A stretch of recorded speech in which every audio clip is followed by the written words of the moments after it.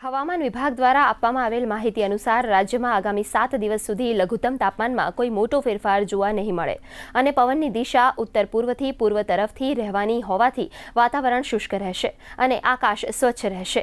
ગત 24 કલાકમાં રાજ્યમાં 9 ડિગ્રી સેલ્સિયસ લઘુત્તમ તાપમાન સાથે નલિયા સૌથી ઠંડુ શહેર રહ્યું હતું, જ્યારે અમદાવાદમાં 0.4 ડિગ્રી સેલ્સિયસના ઘટાડા સાથે 13.4 ડિગ્રી સેલ્સિયસ લઘુત્તમ તાપમાન નોંધાયું હતું। તો વડોદરામાં 12, ડીસામાં 12.7, રાજકોટમાં 12.5 તેમજ ગાંધીનગરમાં 13 ડિગ્રી સેલ્સિયસ લઘુત્તમ તાપમાન નોંધાયું હતું।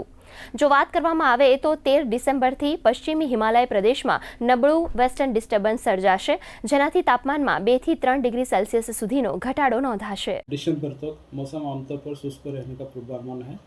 लघुत्तम तापमान में कोई बड़ा बदलाव नहीं रहेगा अगले 7 दिन तक।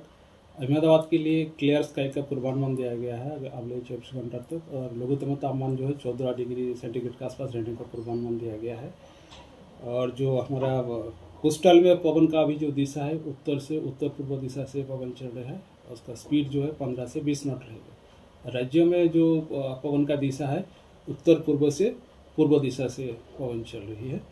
और जो ऑब्जर्वेशन का बात करें तो पिछले 24 घंटा में कुछ हिस्सों सौराष्ट्र कच्छ की below normal to appreciably below normal fall हुआ है, और जो रेस्ट में कोई बड़ा बदलाव नहीं था।